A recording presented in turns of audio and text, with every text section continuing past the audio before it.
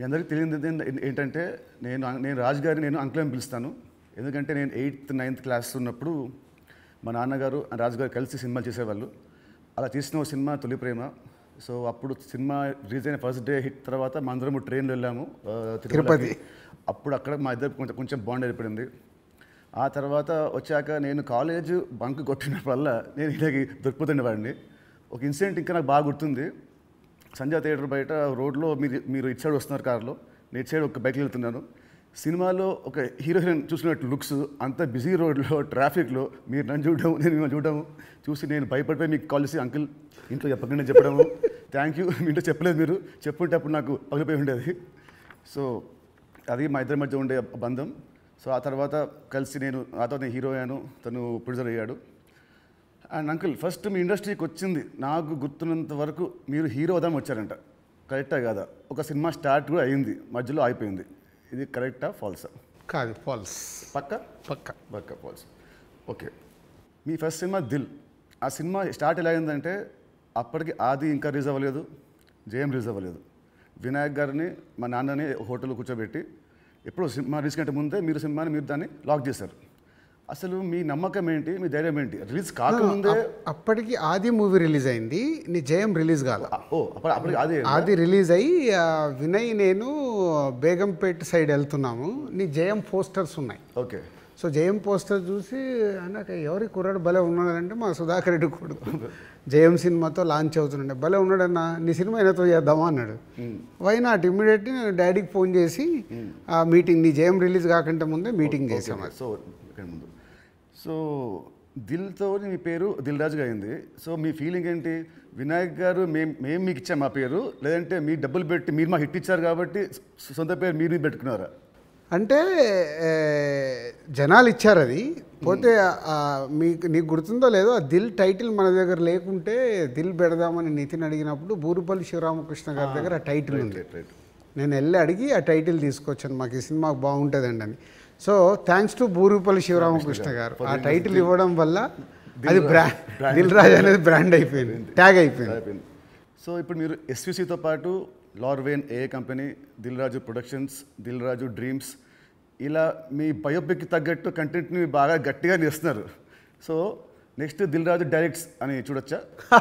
లేదు. ఎందుకు? ప్రస్తుతానికి లేదు. సినిమా మీకు కెమెరా తెలుసు, మీకు నాలెడ్జ్ ఉంది, ఎడిటింగ్ తెలుసు, అన్నీ తెలుసు, మీకు ఎందుకు తీయట్లేదు? సో నాకు డైరెక్షన్ చెయ్యాలని ఎప్పుడు ఆలోచన రాలేదు. యాక్చువల్ వివి వినాయక్ ఆ బొమ్మరిల్ అయిన తర్వాత నాకు సజెస్ట్ చేశాడు, అన్న నువ్వు డైరెక్షన్ చేసేయగలుగుతావు, చెయ్యు అని. లేదు వినయ్ అని, లేదు నేను చెప్తున్నా కదా విను, వివి రాజేంద్ర ప్రసాద్ గారు లేక నువ్వు డైరెక్షన్ చేయగలుగుతావు, నువ్వు చెయ్యు అని. బట్ ఎప్పుడు ఆ సైడ్ నాకు డైరెక్షన్ చేయాలని ఆలోచన కలగలేదు. సో మీ బయోపిక్ తీసే ఇప్పుడు మీకు ఏమైనా ప్లాన్స్ ఉన్నాయా? ఎప్పుడన్నా ఆఫ్టర్ 5 years 10 years? నా బయోపిక్ నేను తీయలేను కదా, ఎవరైనా తీస్తారేమో. సరే, ఎవరు తీస్తే దాంట్లో అంత ఉంటుందా, ఆ కంటెంట్ ఉంటుందా?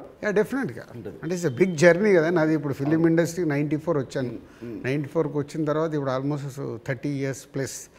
ఎన్నో అప్ అండ్ డౌన్ చూశాను, ఎన్నో అన్ని చూసుకుంటూ వచ్చాను. సో బయోపిక్ చేస్తే దానికి ఏ హీరో అయితే బాగుంటుంది? బట్ నాకు బాగా ఫేస్ మ్యాచ్ అయ్యేది నువ్వు ఒకటే.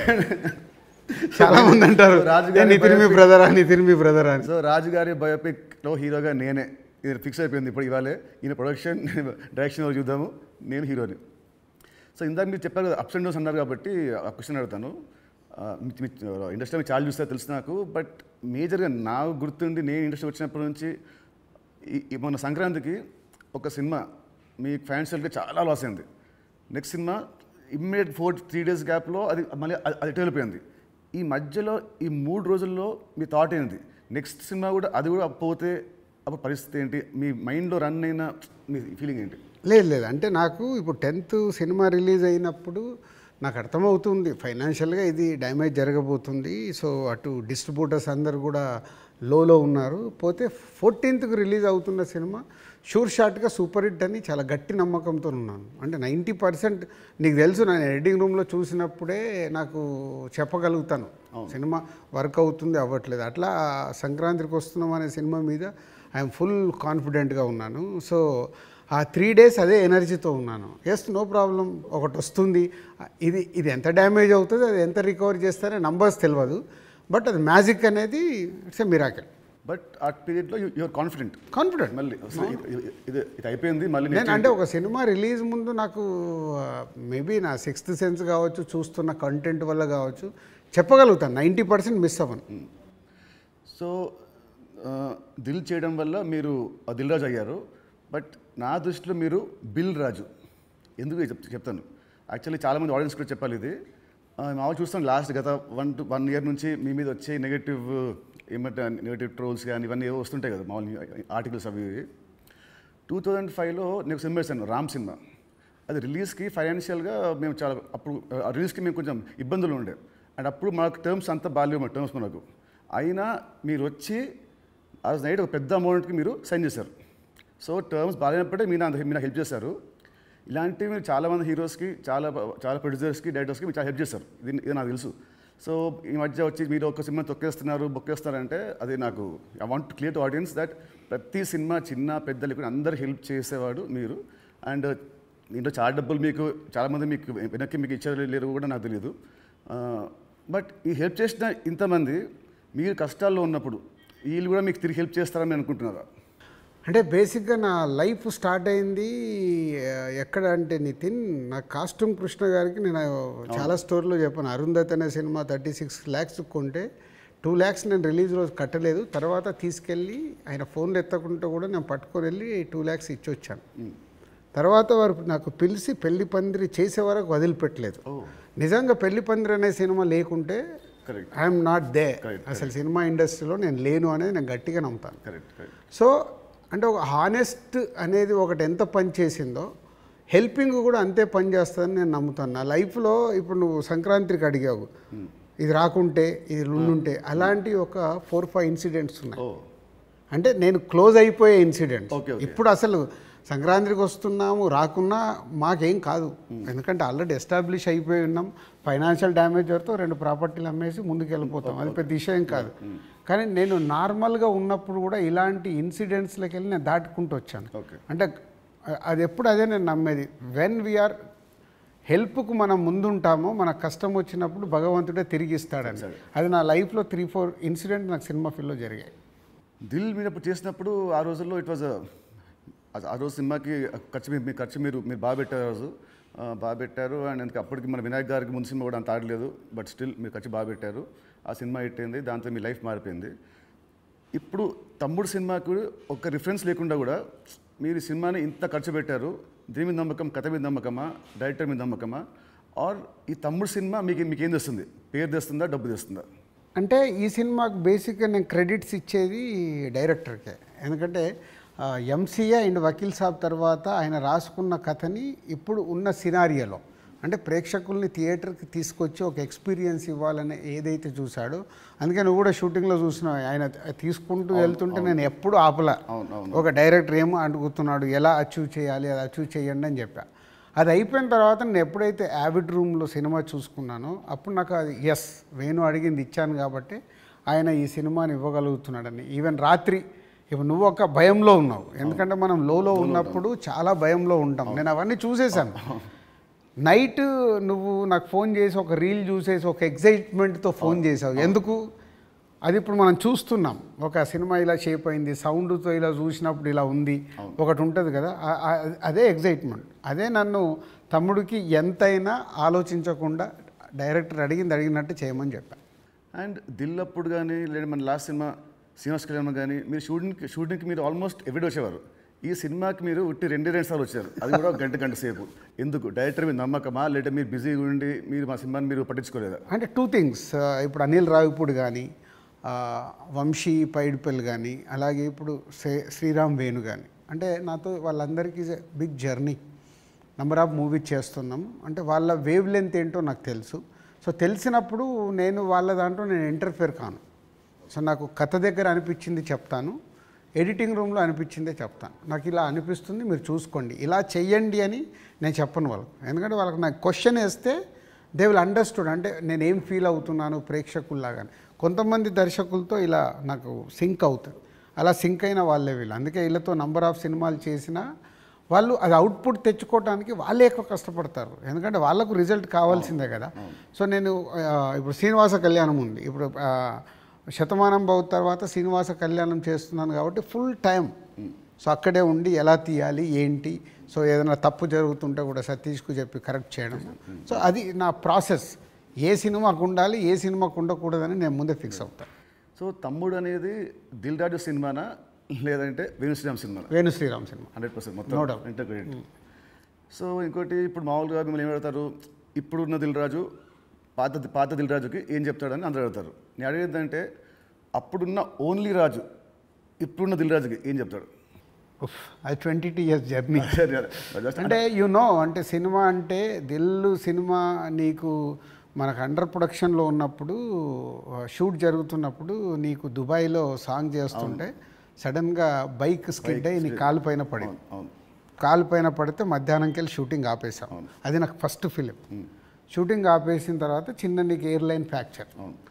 వినాయక్ ఇక్కడ ఉన్నాడు, నెక్స్ట్ ఠాగూర్ సినిమాలో బిజీగా ఉన్నాడు, అన్న మీరు వెళ్ళి సాంగ్స్ తీసుకొని రండి అన్నాడు. నీకు ఎయిర్లైన్ ఫ్రాక్చర్ అయ్యి మన హోటల్కి వెళ్ళిన తర్వాత ఇంకా మనం నెక్స్ట్ డే షూటింగ్ చేయడానికి స్కోప్ లేదు, ప్యాకప్, అందరు రిటర్న్ వెళ్ళిపోవాలి. సో అప్పుడు లక్ష్మణ్ అంకులు శిరీష్ అంకులు టెన్షన్లో ఉన్నారు, నేనేమో వెళ్ళిపోయి పడుకున్నాను. పడుకొని 4 o'clock లేసేసి శంకర్ మాస్టర్ డోర్ కొట్టి, మాస్టర్ రేపు నైట్ వెళ్ళిపోవాలి, నీకు ఇప్పుడు 2 పాటలలో ఏమేమి బ్యాలెన్స్ ఉన్నాయో ఒక్కసారి లిస్ట్ రాయని 6 గంటల వరకు కూర్చొని ఆయనతో రాపిచ్చి, ఇవి నితిన్ కాలు కింద పెట్టకుండా నువ్వు ఎలా మేనేజ్ చేయగలుగుతావు అంటే శంకర్ నేను మళ్ళీ డిఓపిని పిలుచుకొని మేము కూర్చొని డిజైన్ చేసాం. డిజైన్ చేసి మీకు చెప్తే మీరు అందరూ ఏంటి షూటింగ్ ఉందా ఎలా చేస్తారు అంటే ఇలా చేయబోతున్నాం, విల్ ఫినిష్ నెక్స్ట్ 2 days అని నీ కాలు కింద పెట్టనివ్వకుండా 2 రోజులు షూటింగ్ చేయించా కూర్చొని స్టాండింగ్. అంటే నా మొదటి సినిమా నాకు ఆ సిచ్యువేషన్ అలాంటిది. ఆ రోజు 2 రోజులు షూటింగ్ ఆగకుండా చేసుకొని వచ్చి రిలీజ్కి ముందు మళ్ళీ ఆర్ఎఫ్సికి వెళ్ళి ఆ బ్యాలెన్స్ షాట్లని 2 పాటలు తీసి మ్యాచ్ చేశాం. అంటే అది నా ప్యాషన్. అంటే మొదటి సినిమాలోనే నేను ఒక సమస్య వస్తే దాన్ని జాగ్రత్తగా హ్యాండిల్ చేసుకుని సినిమాకి ఎలాంటి డ్యామేజ్ జరగకుండా చేయగలిగా. అదే మామూలు రాజు నుంచి దిల్ రాజుగా షిఫ్ట్ అవ్వడం. అంటే నాట్ ఓన్లీ దిల్, ఇలాంటి సో మెనీ ఫిలిమ్స్కి సో మెనీ ఎప్పుడు వస్తూనే ఉంటాయి. అవన్నిటిని జాగ్రత్తగా హ్యాండిల్ చేసుకుంటే 58 సినిమాలకు రీచ్ అయ్యాను.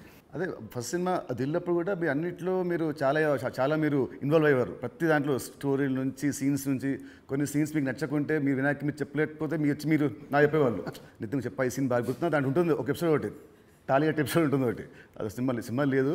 సో అది సో మీ ఉత్సాహాన్ని చూసే సుకుమార్ గారు సినిమా రైటర్ కదా, ఆయన పెట్టాడు సినిమాలో ఒక డైలాగ్ వస్తుంది, మై నేమ్ ఇస్ రాజు అంటే ఒకటి వచ్చి ఎందుకంత ఫోజు మిమ్మల్ని చూసే పెట్టాడు డైలాగ్, గుర్తున్నా బోర్డు మీద రాసి బోర్డు మీద. సో 2003 రాజుగారి దగ్గర ఉన్నదేంటి, ఇప్పుడు రాజుగారి దగ్గర లేనిదేంటి? ఉన్నది 2003కి ఇప్పటికి ఉన్నది. సినిమా అంటే అవలీలగా ఎక్స్పీరియన్స్తో పాటు వచ్చిన ఎక్స్పీరియన్స్తో పాటు సో ఈజీగా ఎలాంటి సిచ్యువేషన్ అయినా హ్యాండిల్ చేసే కెపాసిటీ అండ్ సినిమా పైన ఇంకా అవగాహన ఉంది. ఇది సాధించాను. లేనిది 2003 నుంచి 2010 వరకు ఒక్కొక్క సినిమా తీస్తూ ఒక్కొక్క కొత్త డైరెక్టర్తో జర్నీ చేస్తూ అద్భుతమైన జాబ్ సాటిస్ఫాక్షన్తో జర్నీ చేశా. 2014 తర్వాత అంటే ఆ పీరియడ్ తర్వాత నంబర్ ఆఫ్ ప్రొడక్షన్స్కు షిఫ్ట్ అయిపోయి సో దాన్ని ఎంజాయ్ చేయలేకపోతున్నా. అది ఇప్పుడు లేదు, ఆ ఎంజాయ్మెంట్ లేదు. Job satisfaction enjoyment job satisfaction ఉంది, ఎంజాయ్మెంట్ అంటే మార్నింగ్ 7కు నేను లొకేషన్కి వెళ్ళిపోయి ఈవినింగ్ ప్యాకప్ వరకు ఉండి మళ్ళీ వచ్చి నెక్స్ట్ డే సీన్ గురించి వెళ్ళి ఆఫీస్లో కూర్చొని 10 వరకు కూర్చొని అదొక ఎంజాయ్మెంట్ నాకు. I'm missing that.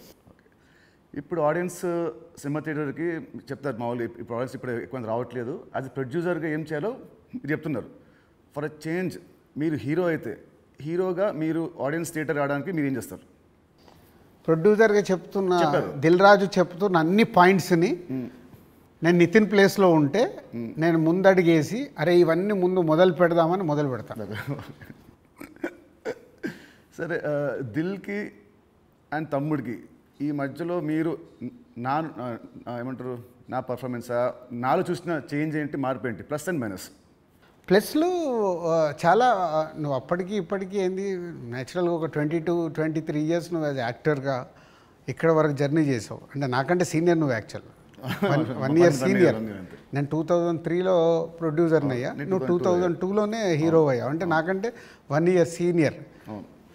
సో నీకున్నది ఆ ఎక్స్పీరియన్స్ వచ్చింది ప్లస్. సో ఆ ఎక్స్పీరియన్స్తో నేను ఎలా హ్యాండిల్ చేస్తున్నానో థింగ్స్ని హ్యాండిల్ చేయగల కెపాసిటీ వచ్చింది, మేనేజ్ చేయగలిగే కెపాసిటీ లేనిది. అంటే 23 సంవత్సరాలలో నువ్వు అంటే ఇప్పుడు ఒక దిల్ రాజుగా నేను నీకంటే జూనియర్ని 1 ఇయర్ని సాధించుకుంటూ ఒక టాప్లోకి వచ్చా. నితిన్ని నేను అలా ఊహించా. నేను దిల్ సినిమా చేస్తున్నప్పుడు, ఆర్య సినిమా చేస్తున్నప్పుడు బన్నీని, దిల్ సినిమా చేస్తున్నప్పుడు నిన్ను, అంటే వీళ్ళు నాకు ఫ్యూచర్ స్టార్స్ అని ఊహించా.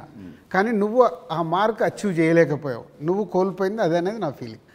ఇప్పుడు తమ్ముడితో నాకు మళ్ళీ వస్తుందనుకుంటారా ఆ పూర్వ వైభవం?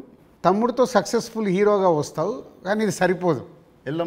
ఎల్లమ్మతో కొట్టాలి. సో దిల్కి సీక్వెల్ చేసే ప్లాన్ ఏమైనా ఉందా? ఎందుకంటే అదొక మంచి బ్రాండ్ వాల్యూ. మళ్ళీ వినాయక్ గారితో నాతోని దిల్ పార్ట్ 2 అంటే అప్పుడు ఫాదర్ క్యారెక్టర్ నువ్వు వేయాలి, కొడుకు క్యారెక్టర్ నువ్వు వేయాలి. ఉంది కదా, ఇలాగ సినిమాలో ఉంది కదా, ఇచ్చాం కదా మనం లీడ్. కరెక్ట్, సినిమాలో మనకు లీడ్ ఉంది, మన సినిమా లీడ్ ఉంటుంది. అది వేసుకొని లాస్ట్ సీన్ అదే ఉంటుంది, ప్రకాష్ రాజ్ గారిది ఫోటో మీదకి వెళ్ళి రివీల్ చేస్తే అలా చేయాలి. అప్పుడు 1 వర్డ్ ఆన్సర్స్ కావాలి. 1 వర్డ్ ఆర్ 2 వర్డ్స్, మీ ఇష్టం. 1-2 వర్డ్స్ ఆన్సర్స్. మీకు చెప్తాను కొన్ని పేరు వినగానే మీకు వచ్చే ఫస్ట్ మీ థాట్స్. పవన్ కళ్యాణ్ గారు is my star. Mahesh Babu గారు. మహేష్ గారు మా ఇద్దరికి ఒక తెలువని అండర్లింక్ ఉంటుంది. ప్రభాస్ గారు ఈజ్ మై డార్లింగ్. ఎన్టీఆర్ గారు. మై నాన్న. నాన్న అని పిలుస్తాను నేను. ఓ అదేంటి ఆ లింక్ ఏంటి? అది అప్పుడు తారక్తో డిస్ట్రిబ్యూటర్గా ఉన్నప్పుడు క్లోజ్నెస్ ఉండి బృందావనం చేస్తున్నప్పుడు అప్పటికి కొడాలి నానిగారు వీళ్ళందరూ తారక్తో ఉండేవాళ్ళు. వాళ్ళందరూ నాన్న నాన్న అని పిలిస్తే నాకు అది ముద్దుగా అనిపించేది. అంటే నాకు ఈ అవకాశం ఉంది కదా అని అప్పటి నుంచి నేను కంటిన్యూ. తారక్ నన్ను అన్న అంటాడు, నేను నాన్న అంటాను. బాగుంది. చరణ్ గారు. His megastar son. సో ఒక సినిమా అంటే ప్యాషన్గా మెగాస్టార్ సన్ అయినా ఎదుగుతూ వచ్చిన is a star hero. Allu Arjun గారు. Bunny is my brother. Next Sirish Reddy గారు. శిరీష్ అందరికీ తెలిసింది మై బ్రదర్. పోతే మా ఇద్దరికి సినిమా దాంట్లో ఎప్పుడు ఒక కాన్ఫ్లిక్ట్లో ఉంటాం. అవునా? ఓకే. అంటే ఆలోచన విధానంలో కాన్ఫ్లిక్ట్గా మాట్లాడుతుంటాం, బట్ కన్క్లూడ్ చేస్తాం. రిజల్ట్ ఉంటుంది మాకు. About Venu Sriram. Venu is my boy. తమ్ముడు సినిమాని 3 ముక్కలో చెప్పాలంటే Tammudu, what is Tammudu for you? Nithiin నాకు తమ్ముడు, వేణు నా తమ్ముడు. తమ్ముడు సినిమా మీకు పేరు తెస్తుందా, మీకు డబ్బు తెస్తుందా? ఫస్ట్ పేరు తెస్తుంది, తర్వాత నేను పెట్టిన డబ్బు తెస్తుంది, ఇంకా అద్భుతాలు జరిగితే లాభాలు తెస్తుంది. సో July 4th సినిమా వస్తుంది తమ్ముడు. సో ఆడియన్స్కి మీరేం చెప్తారు? ఎస్, అన్ని ఇంటర్వ్యూలలో చెప్తున్నట్టే. సో ఈ సినిమా, ప్రతి సినిమా అందరికీ ఇంపార్టెంటే. ఈ cinema Venu Sriram, so MCA Vakeel Saab తర్వాత బెస్ట్ సినిమా, ఆడియన్స్కి ఒక ఎక్స్పీరియన్స్ సినిమా ఇవ్వాలని చాలా కష్టపడి అవుట్పుట్ ఒక రేపు ఎక్స్పీరియన్స్ ఇవ్వబోతున్నాడు అవుట్పుట్తో. సో అది నో డౌట్. సో దిల్ రాజుగా నాకు సంక్రాంతికి వస్తున్నాం ఒక బ్లాక్ బస్టర్ అయితే, దాని తర్వాత మా బ్యానర్ నుంచి వస్తున్న వెంకటేశ్వర క్రియేషన్ నుంచి వస్తున్న ఒక మంచి సినిమాతో దిల్ రాజు మీ ముందుకు తీసుకొస్తున్నాడు ఈ సినిమాని. ఇది నాకు సక్సెస్తో పాటు ఒక ఎనర్జీని ఇస్తుంది. బట్ నితిన్కి ఇది సక్సెస్ చాలా అవసరం. సో ప్రాపర్గా సినిమాని మీకు నచ్చే విధంగా రెడీ చేసి మీకు తీసుకొస్తున్నాం. July 4th మీరు థియేటర్కి రండి, ఫ్యామిలీస్తో వచ్చి మీరు ఎంజాయ్ చేస్తారు సినిమా, అది నా ప్రామిస్. ఎంజాయ్ చేసిన సినిమాని బయటికి వెళ్ళిన తర్వాత మీరే చెప్తారు ఒక వావ్. అంటే నితిన్కి ఒక కొత్త సినిమా, కొత్త అప్రోచ్. ట్రైలర్ కంటే ముందు తమ్ముడు వేరు, ట్రైలర్ వచ్చిన తర్వాత నితిన్తో ఇలా తీశారు ఆ సినిమా అన్నారు. అది ఫస్ట్ పాయింట్. అలాగే తమ్ముడు అని టైటిల్ పెట్టుకొని ఏ సర్టిఫికేట్ తీసుకున్న దిల్ రాజు. సో ఇది సెకండ్ పాయింట్. అంటే థియేటర్ ఎక్స్పీరియన్స్ కోసం కాంప్రమైజ్ అవ్వకుండా ఏ సర్టిఫికేట్ కూడా తీసుకున్నాము. యూఏ సెన్సార్ వాళ్ళు కొంచెం లెంత్ తగ్గించుకొని యూఏ తీసుకోండి అన్న కానీ ఏ సర్టిఫికేట్ తీసుకోవడానికి థియేటర్లో ఎక్స్పీరియన్స్ మిస్ అవ్వకూడదు. ఏదైతే డైరెక్టర్ అనుకున్నాడో, నితిన్ ద్వారా ఏదైతే మీకు అందివ్వాలనుకున్నాడో, నితిన్ చుట్టూ ఒక 5 ఉమెన్ని పెట్టి ఒక కాన్సెప్ట్ ఫిలింగా 80% ఆఫ్ ద ఫిలిం మీకు ఫారెస్ట్లో ఉంటుంది. ఇది 24 అవర్స్లో జరిగే కథ. ఒక ఎక్స్పీరియన్స్ మట్టుకు డెఫినెట్గా ఈ సినిమాతో పొందుతారు. Please come and watch in theatres from July 4th. తమ్ముడు సినిమా ఉంది. తమ్ముడు సినిమా రిలీజ్ కాకముందే మీరు నాకు ఎల్లమ్మ అనే ఒక కథ వినిపించారు. మామూలు ఇండస్ట్రీలో ఉంటుంది, ఈ సినిమా హిట్ అయితే నెక్స్ట్ సినిమా చేస్తాము అని ఉంటుంది. మీకు ఏంటి మళ్ళీ మీ మైండ్ సెట్ ఈ సినిమా రిజల్ట్తో సంబంధం లేకుండా నాతో నెక్స్ట్ సినిమా చేస్తున్నారు, ఇమీడియట్ సినిమా? సేమ్ నాకు సుబ్రహ్మణ్యం ఫర్ సేల్ జరుగుతుంది తేజుతో. అనిల్ రావిపూడి పటాస్ రిలీజ్ అయింది. పిలిచి అనిల్ సినిమా చేస్తా అన్నప్పుడు సుబ్రహ్మణ్యం ఫర్ సేల్లో ఒక సాంగ్ చూపించి ఈ హీరోతో సినిమా చేద్దామని చెప్పా. అప్పటికే పిల్ల నువ్వు లేని జీవితం చేశాం గీత వాళ్ళతో కలిపి. So Subrahmanyam for sale cinema hit అవ్వబోతుందని నాకు అర్థమైంది. నాకు అర్థమై వైనాట్ అంటే పటాస్ పెద్ద హిట్ అయింది. సుబ్రహ్మణ్యం ఫర్ సేల్ హిట్ అయినప్పుడు వాళ్ళిద్దరు కలిస్తే సుప్రీం అయింది. ఓకే. సో ఇది అలాగే తమ్ముడుతో నితిన్కి మళ్ళీ సక్సెస్ వస్తుంది. బలగంతో ఆల్రెడీ వేణు సక్సెస్ కొట్టాడు. వీళ్ళిద్దరు కలిస్తే ఎల్లమ్మ అద్భుతంగా ఉంటుందని నా విజన్. ఓకే, మీ విజయం మనస్ఫూర్తిగా అవ్వాలని కోరుకుంటున్నాను. Thank you uncle. Thank you so much. Thank you.